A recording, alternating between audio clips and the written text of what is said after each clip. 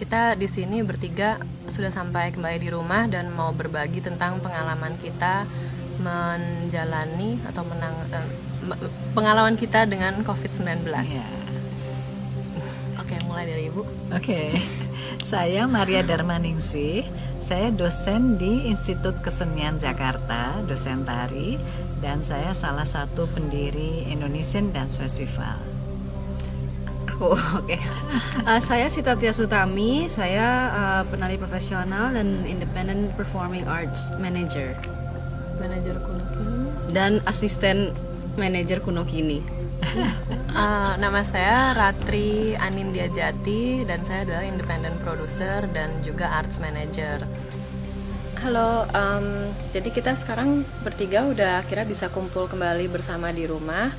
Terus ya kita masih fokus di penyembuhan, jadi masih harus istirahat dan anjuran dokter juga kita masih harus tinggal di rumah selama 7-14 hari ke depan tergantung situasi. Selama saya diisolasi, saya beruntung sekali mendapatkan kertas dan cat poster.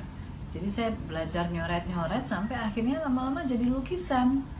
Nah, jadi itu self healing yang luar biasa. Jadi kemarin sih yang pertama kami lakukan itu di pagi hari berjemur yang paling penting, karena selama diisolasi kita nggak dapet matahari kan.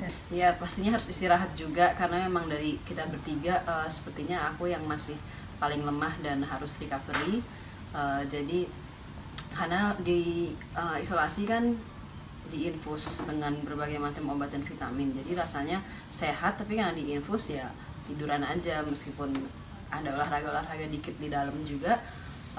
Cuman ya itu begitu keluar rumah sakit pulang ke rumah kan infus lepas, jadi sampai sini aku lemes lagi gitu, jadi memang harus banyak istirahat, banyak tidur. Saya sempat ngerasa kayak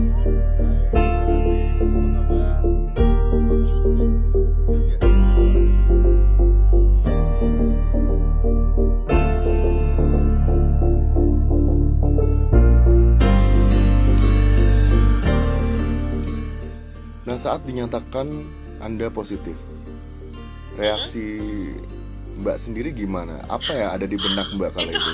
Itu jam 2 pagi, saya dibangunin sama dokter, dinyatakan positif. Saya sih, pertama saya kayak, kenapa ya dokter jam 2 pagi gitu? Alasannya supaya tidak bikin panik, tapi kan saya juga, ya namanya juga masih tidur ya, jadi otak saya tuh belum bangun. Terus saya kayak cuman nulis report gitu, apa kejadiannya, saya kirim ke keluarga terdekat saya, terus saya tidur lagi karena saya ngantuk banget. Udah sih saya nggak khawatir karena saya tahu dari awal persentase penyembuhannya itu 98,9% dan kita nggak usah khawatir. Jadi saya pas tahu ya udah nggak apa-apa, positif, yang penting saya tahu, daripada hari-hari sebelumnya tuh saya nanggung gitu loh, kayak jadi ini ada apa dengan badan saya atau gimana, karena saya nggak ngerasa sakit. Jadi pas dikasih tahu saya malah ya udah lega, saya kasih tahu keluarga, saya tidur lagi. Saya juga yakin bahwa ibu sama adik saya bisa sembuh.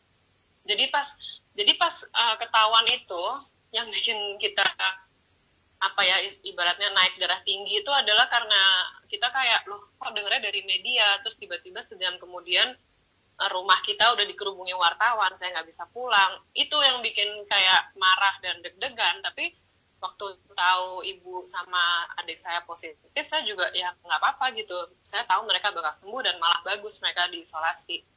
Yang bahaya adalah karena penyebarannya sangat cepat dan adik saya itu dia positif, tapi dia tuh umurnya umur prima, jadi dia pasti bisa sembuh dengan cepat.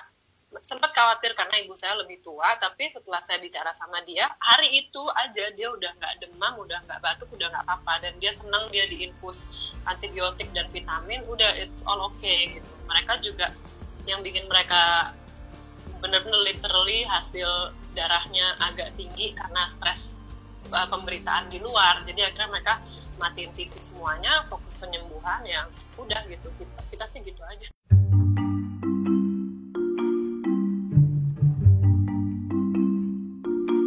Kita tuh bertiga aktif banget, jadi ya udah kita mau gimana lagi, olahraga aja sih, kayak stretching badan gitu. Katanya Sita sempat mau usaha entah kenapa pengen headstand di kasur, terus intercomnya Mbak Sita hati-hati ya infusnya gitu. Terus saya suka jingkrak-jangkrik juga di atas kasur kalau bosan sambil teleponan. Ntar intercomnya susternya bilang, Mbak Ratri jangan mundur-mundur lagi ya, ini ntar jatuh gitu lucu sih. Gimana cara ngakalinnya supaya nggak bosen, atau kan nggak bisa ketemu orang juga karena diisolasi kan, Mbak? Iya, itu ya gitu. Pas ya awal-awal masuk sih, hari pertama sih saya seneng banget karena ternyata kamarnya Sita sama Ibu tuh gimana ya, ini kamar Sita, lalu ada kamar satu lagi, kamar Ibu di satu barisan, terus kamar saya di seberangnya di tengah-tengah. Jadi pas masuk kita bertiga teleponan gitu, terus kita dada-dadahan karena pintunya ada jendelanya. Itu seneng banget, Sita sampai nangis karena kan ya udah berapa hari kan dia di sini ya, dia stres juga. Terus ya udah, saya sih itu seneng ya karena at least kalau ada apa-apa Ibu sama Sita tuh dekat sama saya.